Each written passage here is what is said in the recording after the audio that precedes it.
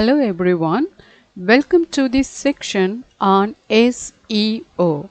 In this video, I am going to show how actually learn SEO. To know how do you get organic traffic by doing search engine optimization. So let's go ahead and understand what is SEO. Let us see what are the topics we are going to cover in this section. At first, we are going to introduce what is SEO.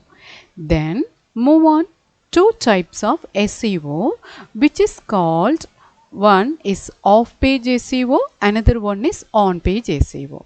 After that, how to understand what is search engine functionality of a particular SEO you are dealing with.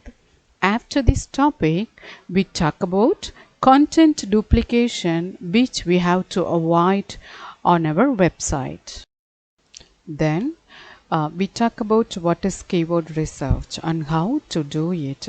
Then we deal with Google algorithms, how does it work secretly, what are the methodology, all those things. After that, what is competition, how to get organic traffic, then your competitors. Okay. Next one, how to measure SEO performance. Then we move on what is local SEO. Then we talk about what is search volume, conversion rate. These are the agenda of this section.